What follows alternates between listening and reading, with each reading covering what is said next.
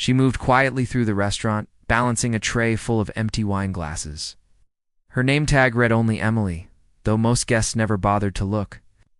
She wasn't the kind of person who liked being noticed anyway. She kept her hair tied back, wore the simple black and white uniform, and worked double shifts almost every day. All she wanted was to save enough money to pay for college. Music school wasn't cheap, and tips were rarely generous in places like this. The restaurant was the kind of place where rich people came to show off. Fancy meals, laughter that was too loud, and conversations about yachts, stocks, and vacation homes filled the air. Emily had learned to tune it all out. Her job was to be polite, fast, and invisible. But there was one man who always noticed her, though. Not in a kind way. He was a regular at the restaurant. Everyone called him Sir, and he always ordered the most expensive wine, laughed too loud, tipped too little, and enjoyed making the staff uncomfortable. Emily didn't know much about him, except that he owned several companies and liked being the center of attention. One evening, he arrived with a group of friends and made the usual comments loud enough for the staff to hear. "Do they teach these waitresses how to walk straight, or do they just pick anyone off the street?" he joked. His friends laughed. Emily stayed quiet, placing dishes on the table and clearing them without a word. After dinner, as the group prepared to leave, the man turned to Emily and said, "We're throwing a little party this Saturday at my house. You should come. It'll be fun." His smile didn't look friendly. Emily blinked in surprise.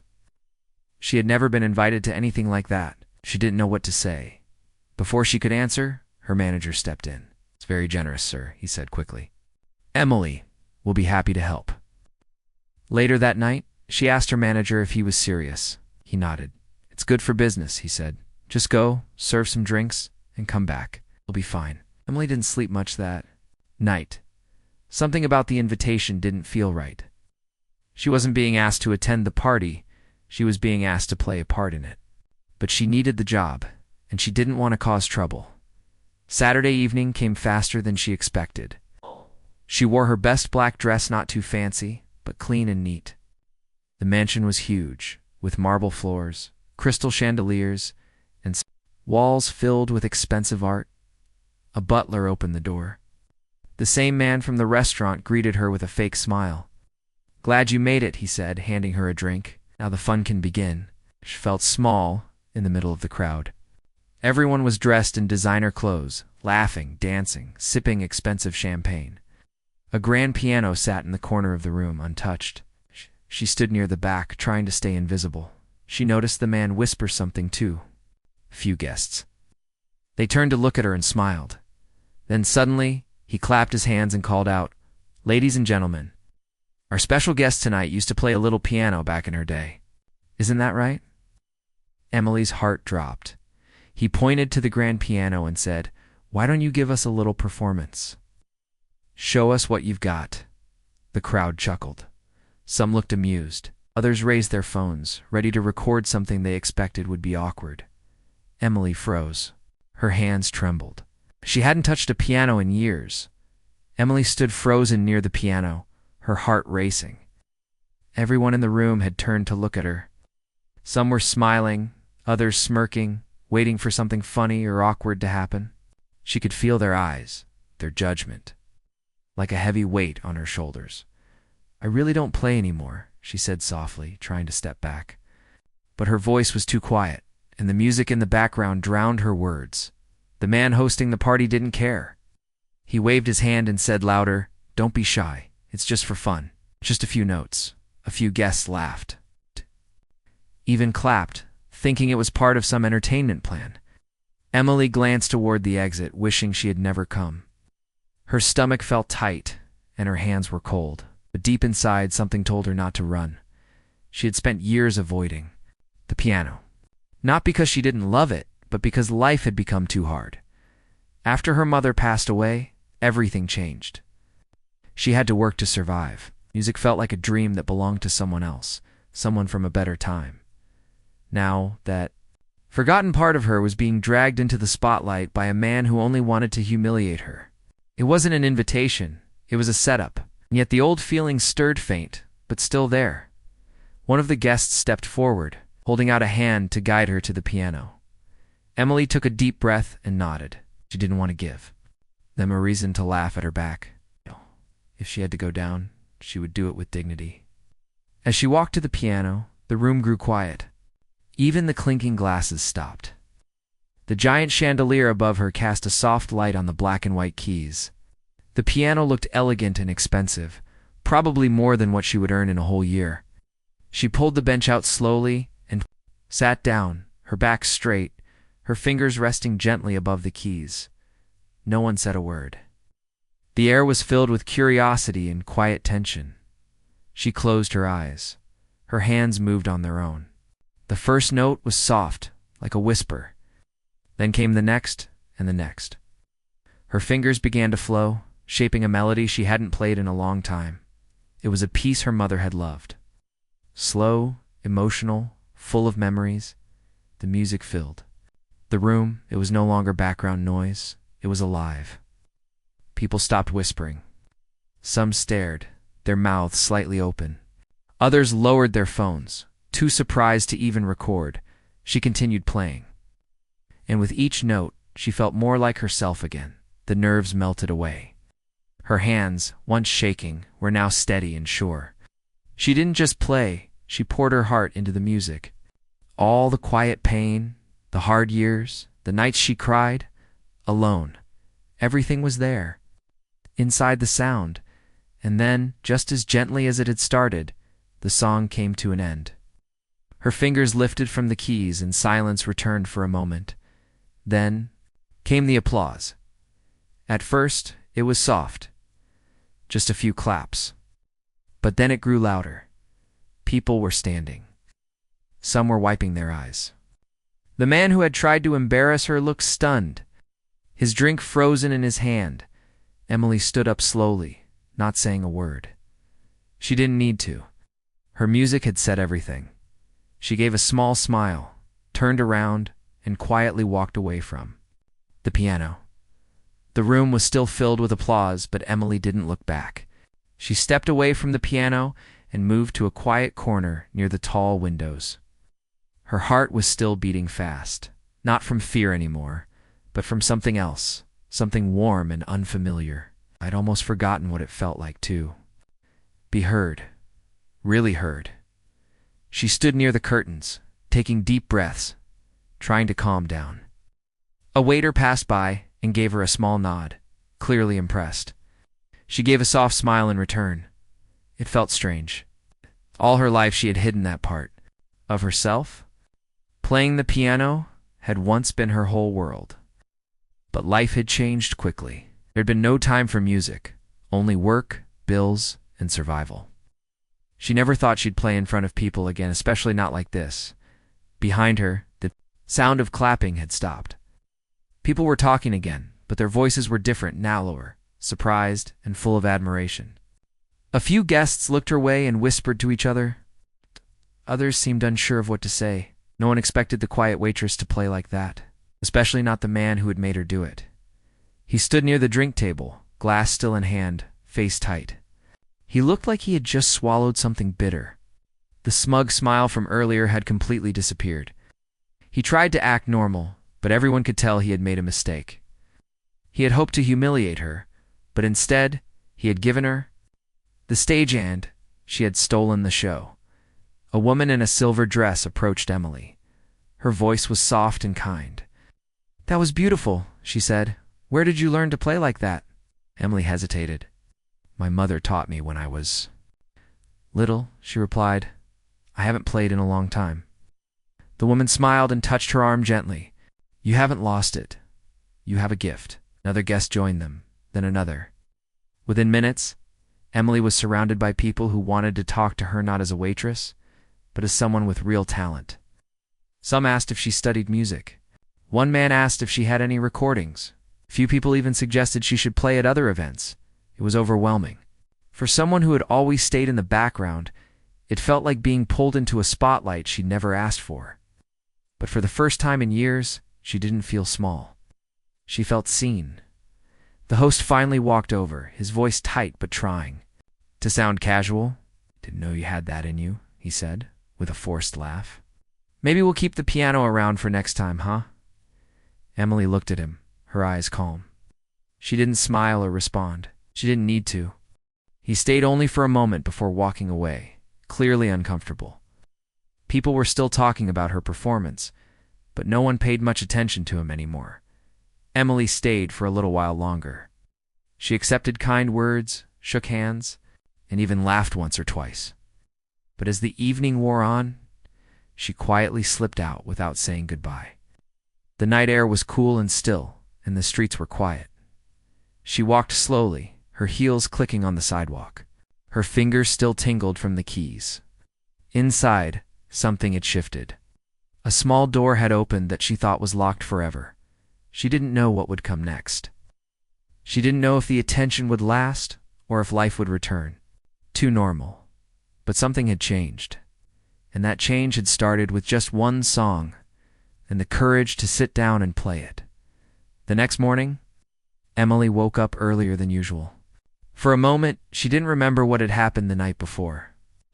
But then, it all came rushing back. The grand piano, the quiet room, the melody, the applause.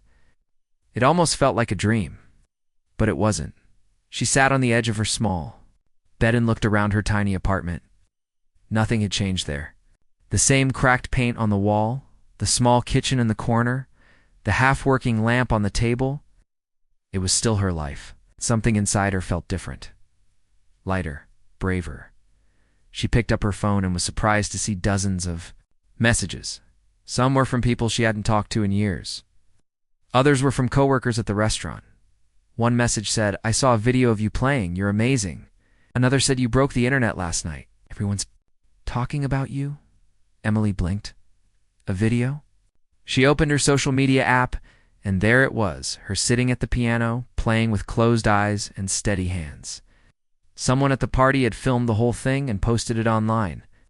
The video had already gotten thousands of views with hundreds of comments. People were writing things like, "This gave me goosebumps.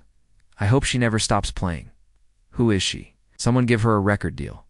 Emily stared at the screen, not sure how to feel. Part of her was happy. Another part was scared. She never wanted attention. She didn't play for likes or views. She played because it was the only way she knew how to speak her truth. Just then, her phone buzzed again. A message from an unknown number popped up. It said, "I was at the party last night. I work in music. Call me if you're interested in doing something with your talent." She read the message twice, then put the phone down. Her heart was beating faster again, just like the night before. A door was opening another one. She didn't know if she was ready to walk through it. Later that day, she arrived at the restaurant for her shift. Something had changed there too. The same people who used to barely notice her were now looking at her differently. One of the cooks gave her a thumbs up. Another server smiled and said, "You were incredible." Even her manager, who was usually strict and serious, pulled her aside and said, "You made us proud last night." Emily thanked them quietly and got to work. She still had tables to clean and water to serve, just because she had gone viral. Didn't mean she could stop working. Bills still had to be paid. But deep inside, her steps felt lighter. She no longer walked with her head down. She knew now that she was more than what people saw, more than a uniform, more than a quiet girl in the background. In the middle of her shift, family at one table asked her, "Are you the girl from the piano video?" She nodded shyly, smiled warmly and said, "You gave us chills. Thank you for sharing that moment." Emily smiled back and walked away, feeling something rise in her chest, something like hope. For the first time in a long while, she let herself imagine a different future. A future where she played music again. A future where people listened. The party was supposed to embarrass her. But it did the opposite. It reminded her of who she really was. And maybe, just maybe, the world was ready to hear her again. The days after the party felt like something out of a movie. Every time Emily opened her phone, there were more views, more shares, more comments. People were writing messages from all over the country. Some told her how her music made them cry. Others shared how they were inspired to start playing again. She read each comment slowly, carefully, still not believing it was all real. But even with all the attention, she tried to stay grounded. She still woke up early, still worked her shift at the restaurant, still folded her uniform every night.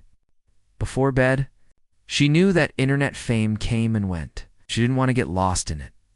What mattered most to her was something deeper, something personal. For the first time in years, she felt connected to who she really was. The little girl who used to sit by the window and play for hours, not caring if anyone was listening. One afternoon, while on her break, she got a phone call. The number was unknown, but she answered anyway. A calm voice on the other side said, "Hi, I hope I'm not bothering you. My name is Daniel. I'm a music teacher and I also help young artists with training and public performances. I saw your video. I was wondering if you'd be willing to meet and talk." Emily didn't answer right away. She felt nervous again. She wasn't used to this kind of attention. But something about the man's voice sounded genuine. He wasn't trying to sell her anything. He just sounded curious. "Okay," she said finally. "I'm free after work." They met at a small cafe downtown. He was older, kind-looking, and soft-spoken. He told her he had been a piano instructor for over 20 years and had worked with many students. But her playing, he said, was special, not just technically, but emotionally. "You didn't just play the notes," he said. "You told a story. That's rare." Emily felt her cheeks get warm. She didn't know how to respond. She just looked down and nodded. He offered to give her free lessons and also help her prepare for a local concert that was happening in a few weeks. It wasn't a big event, just a small community performance, but it would be a place to start. "I'm not sure I'm ready for that," she said quietly. "That's okay," he replied, "but I think the world is ready for you." That night, Emily sat by her window, staring out at the city lights. She thought about her mother, about all the times they sat side by side at their old piano. Her mother had always said, "One day, your music will speak louder than words." She never believed it before. But maybe it was finally happening. She didn't say yes to the offer right away. She wanted to be sure. She wanted to feel ready. But she started practicing again, not for the internet, not for the people at the party, just for herself. After her shifts, she would visit a small music center that had an old upright piano. She'd sit there in the empty room and play in the quiet. Each day, her fingers moved more confidently. Each day, she felt more alive. She still wore her uniform. She still washed dishes and carried trays, but something had changed. People now looked at her with respect, not because of the video, but because of what it revealed. She wasn't just a waitress anymore. She was something more. 2 weeks had passed since the party, and Emily's life was slowly changing in quiet but powerful ways.